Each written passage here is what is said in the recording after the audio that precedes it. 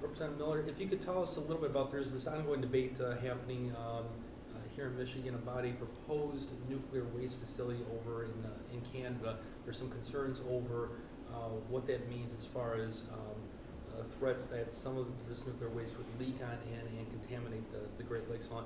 What's happening up at Capitol Hill with that, and what do you think the U.S. policy should be when working with Canada on these sort of developments? Well, certainly, I'll tell you, the Great Lakes doesn't know, the water doesn't know if it's on the American side or the Canadian side. And so it is something that really both countries, both nations have to be very, very cognizant of. And I think for the most part, both of our nations do work very well together. And certainly all the years that I've been in office, and even beforehand, I've been a voter all my life, a principal advocacy of mine has always been really protecting our magnificent Great Lakes. So this proposal, which is from Ontario Power Generation to deposit in very deep wells some very low-level nuclear waste over by Kincardine is something that certainly has raised a lot of consternation, not only on our side, but even amongst Canadians as well. What we have done, I wrote a letter a long time ago when this issue first started raising its head to Secretary of State John Kerry and asked him through something called the International Joint Commission, the IJC, to take a look through our treaties that we have, the boundary water treaties. I thought would be perhaps a proper venue for him on behalf of the Americans to express our consternation to his counterparts, the Department of the Environment there in Canada and others. And there have been a lot of discussions about that. Now, let us all be perfectly honest, though. We do not control Canada. It is a sovereign nation. So it is certainly appropriate for us to raise these concerns, appropriate for the Canadians, I think, certainly to take our concerns under advisement. And I'm sort of hopeful that they would not proceed with this particular proposal. But again, really, I mean, I'd like to tell you we could stop the Canadians from doing this, but we do not control Canada. And I will also tell you this, and a lot of people aren't going to want to hear this, but they should, because our hands in the United States are not clean on this issue. And I'll tell you why. For many years, we have tried in America to have a central depository that has been approved environmentally and in every way to dispose of our own nuclear waste. And that is called Yucca Mountain in Nevada. And we have not been able to accomplish that. And so quite frankly, there are several nuclear sites already on the Great Lakes in the United States that do have some nuclear waste. It's not their fault. They can't put it anywhere because the country has not given them a repository for that. So I know we never like to look in the mirror, but sometimes the Canadians are saying, hey, what are you doing with this, which they think is more dangerous than what they have. That being said, I also led the charge several years ago when the Canadians wanted to bring in large canisters, ship nuclear waste on freighters through the Lake Huron, down the Detroit River, et cetera, and we were successful in getting them to stop that. So we must always, always be ever vigilant to protect our magnificent Great Lakes, and we have to, in this case, make our concerns known, be very vocal about it, and use the avenues that we have available to us to express that consternation to our Canadians. Thank you. We want to move on to some of the questions that we'll use for our profile of the race here in Atlanta. You have a lot of communities here in Michigan, and you take a look at what Detroit has just gone through, what Flint is still struggling with, and all that. There are a lot of small towns that are struggling financially. What should Congress, or what is Congress doing right now to work with local communities to make sure that they're on a good financial setting and can grow and prosper in the future? Well, you know, actually, I sort of come from local government. I was a township supervisor and then a county treasurer for a number of years before I became the Secretary of State, and certainly before I ever went to Congress. But so I like to think I understand the problems that local government face, and particularly that's so in our cities and urban areas, where, for instance, you have aging infrastructure. And so we've been I certainly have been a proponent, and we've been successful in having what is known as revolving funds, so that they could actually get low interest loans to be able to upgrade some of their underground infrastructure or roadways and some of these various kinds of things, because cities just naturally do have much of the older aging infrastructure. In addition to that, there's a program called CDBG funds, that's Community Development Block Grant Funds. I'll just give you one example of a town in my district, Lapeer, the city of Lapeer, has used these extensively for all new streetscaping that they've done. So they put in these very nice looking brick pavers along the roadways and some of these antique lights and various things that really gives a very nice quaintness to the downtown. And I'll tell you, the city of Lapeer is really experiencing a rebirth where people had sort of all the shops moved out to the malls, of course, but now they're coming back to the downtown. You've got a sort of a cultural area there, and then there's bakeries and shops and restaurants and all kinds of things that are happening there. But these are some of the things. The other thing for revitalization of any city, or anywhere, quite frankly, is the towns have to be able to position themselves well from a tax standpoint to incentivize people to come into their towns. So they have to be very proactive themselves in attracting business. But a critical component of that, I believe, is always to make sure that you have good city services as far as crime prevention. You've got to make sure your first responders are fully resourced, whether that be police or fire. And we have worked with so many cities and townships, urban, rural, whatever, throughout our entire congressional district to make sure that they are availing themselves of grants that are available, whether they're using it, as I say, for police services or fire services. That's always a critical component to maintain where they are, not go backwards certainly, and then to, as you say, revitalize a city. You've got to have those good first responder services. You serve on the Homeland Security Committee, and so you are intimately knowledgeable about the threats that America faces on a daily basis from groups like ISIS and all that. What is kind of your take, or what should we know as viewing public and all that about U.S. policy over in the Middle East and some of these other emerging threats that we face and all that? Is the President and is the Congress right now working down a productive path to try to make our country more secure from some of these threats from groups overseas? Well, I always say this, and I remind myself and I remind my staff, the first and foremost responsibility of the federal government is to provide for the common defense. That is actually in the preamble of our Constitution. So a strong national defense, securing the homeland, those, with all the other challenges that we have, they're always secondary to that. We have got to make sure, obviously, we have a strong, secure America. And there are a number of things that we are working on in the Homeland Security Committee that I think would make our homeland more secure by what we characterize as the outer ring of security. I'll just give you a quick example. Our country participates in something called the visa waiver program. We have about 40 other countries that are participants with us. You can guess who they are, our allies, the UK, the Spain, France, etc., Australia. And we did this back in the 80s so that we could expedite tourism. Good idea, but we are living in a different world right now. And so if you are someone, you hear about these Western passports that a terrorist threat is maybe only one flight away.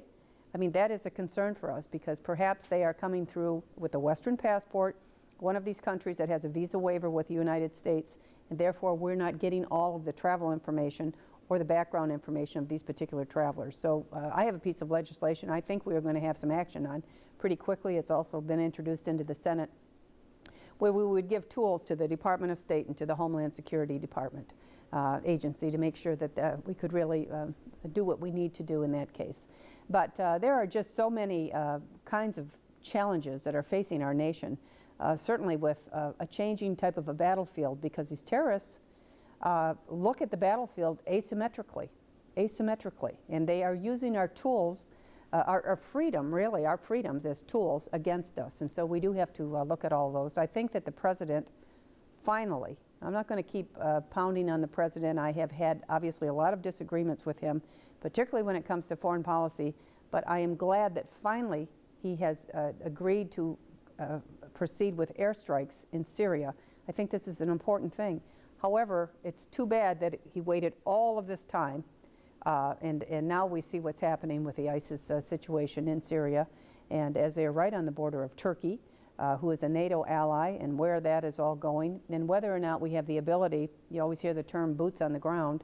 If the United States is not going to go in with boots on the ground, I think any military commander can tell you airstrikes cannot be effective unless you do have something on the ground as well. And so I also did vote at the President's request to have some of our American troops there to vet moderate Syrians from the Syrian Free Army. Hopefully that we would be able to have them go in as boots on the ground. In the interim, this ISIS threat, they're barbarians. They are terrorists. They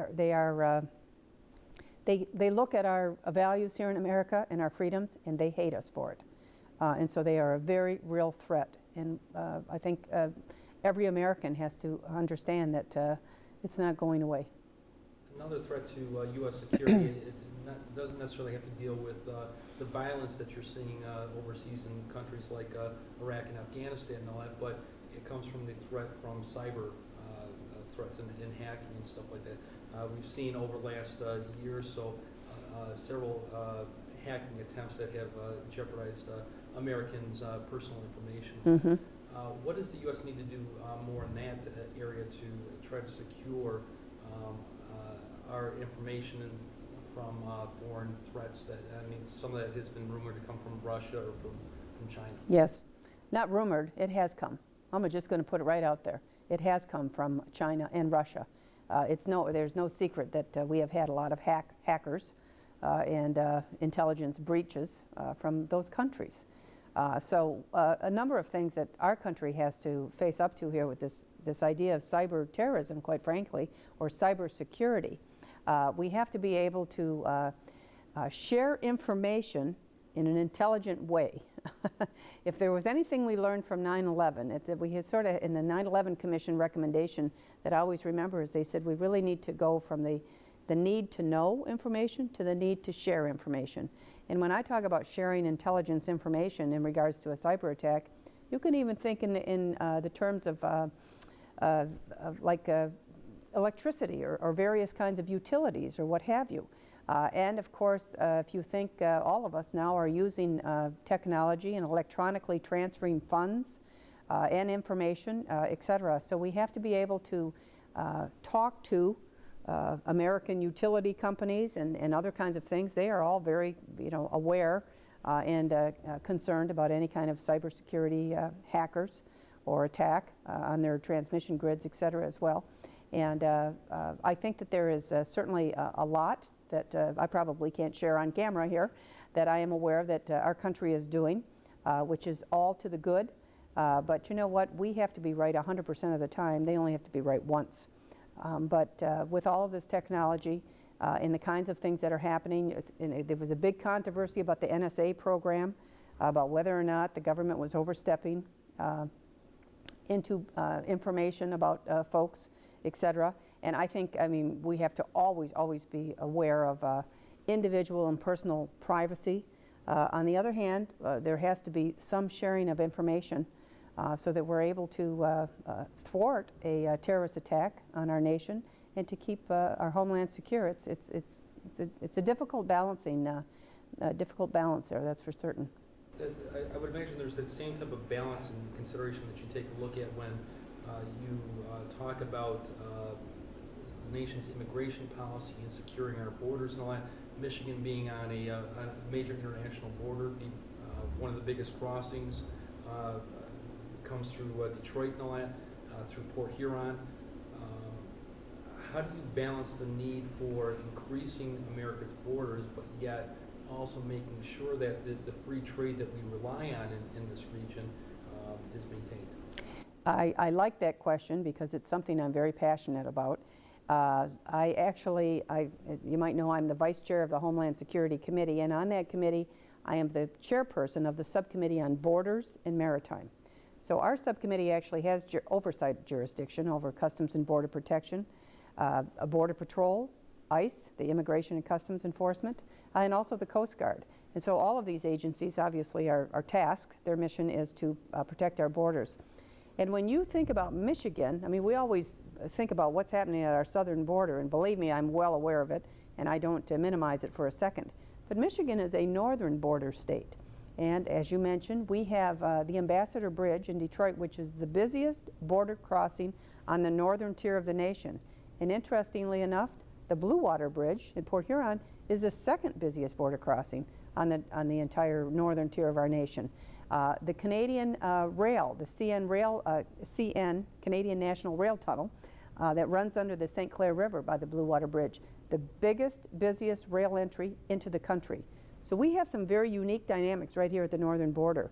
And we have done a number of things. And I will tell you that at Selfridge Air National Guard Base in the last several years, we've stood up what we call the Great Lakes branch of the Northern Border Wing. This is an air and marine wing with air assets, both fixed wings and rotor, water assets as well, which is a force multiplier for the Coast Guard or some of the local marine divisions.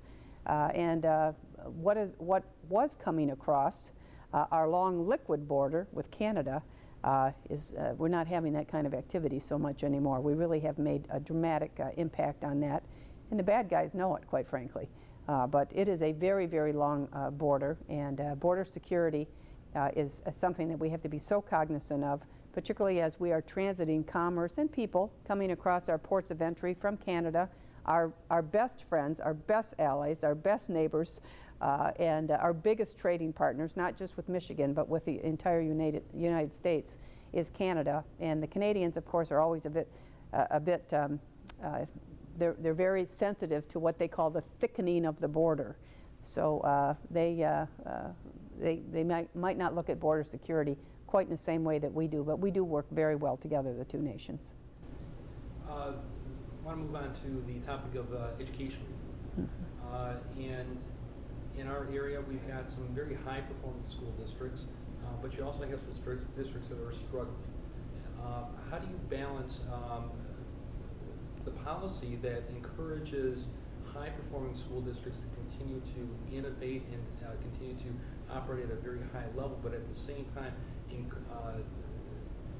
raise the level, raise the bar for the lower-performing school districts, so that we can? I mean, it eventually gets down to the type of students that you're graduating and getting ready for this new workforce. I mean, but what better way for us to invest in our children, quite frankly? I mean, I'll tell you what, my generation hasn't done everything right. We hope the next generation does a better job, certainly. And how you do that is invest in your children. And I actually come from most of the women in my family are public school teachers, quite frankly. I don't know how I ever got involved in politics, but anyway, I'm a big believer in public education. And one of the things that I think our country and certainly our state and our communities are now focusing on more, and it's long overdue, is early childhood development and intervention, early childhood intervention as well. Whether it's a Head Start program or just in preschool or what have you, the ability to get to children very early on and with skills and various things, I think you can hardly put a price on it, quite frankly. It just is such a vivid demonstration as they get older and how much more successful they are, et cetera. And so I think early childhood development is a very, very important foundation, of course. And then, quite frankly, at the other end, as kids go into high school, I think one of the things our society has not done kids a big favor on is telling every child that if they don't go get a 4-year degree, they're not going to be able to participate productively. And I'm a big believer in college education, but I will also tell you this.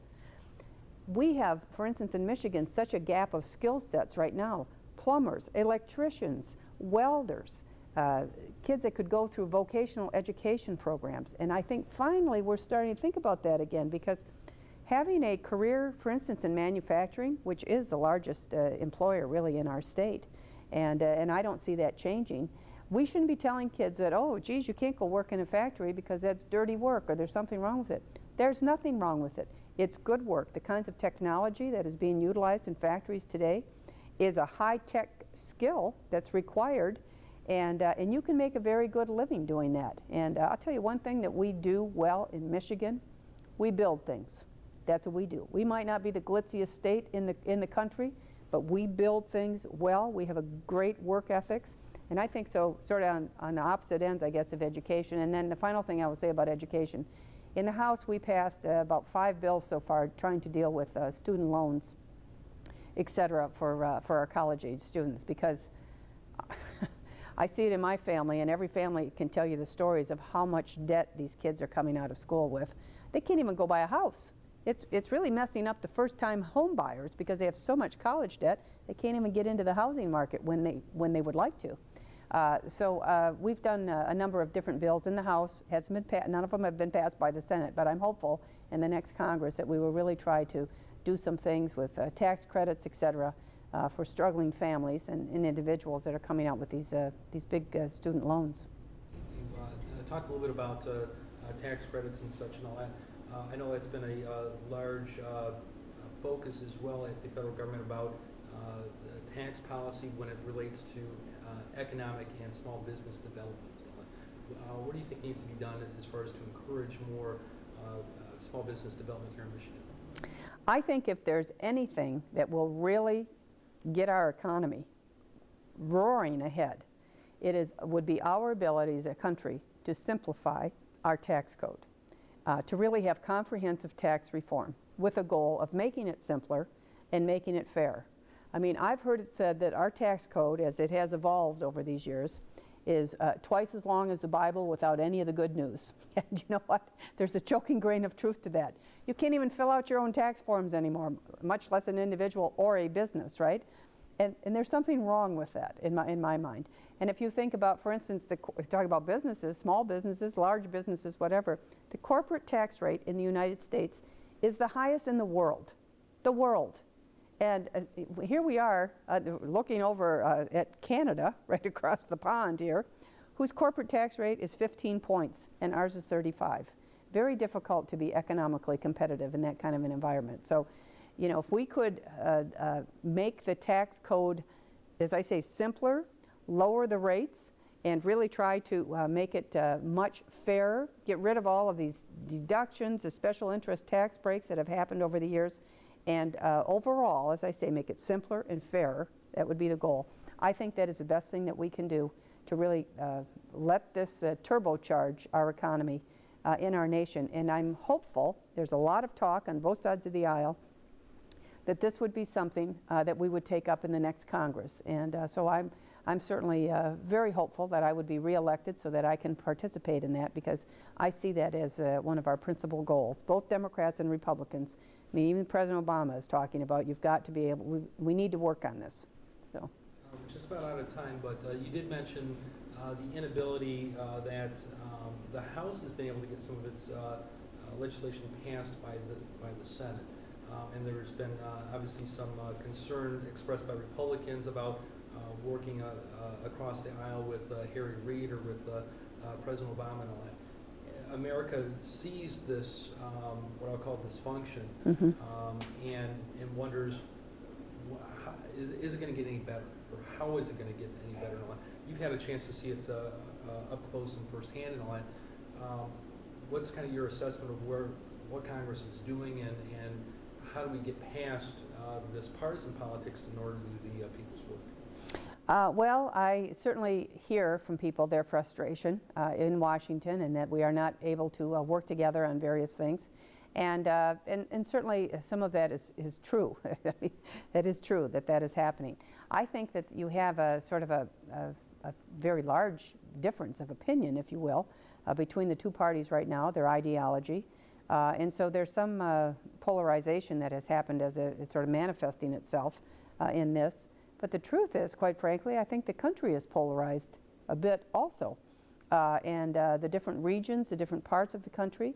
And, you know, so the Congress in some ways is a representative of the people that they represent. So there's some of that.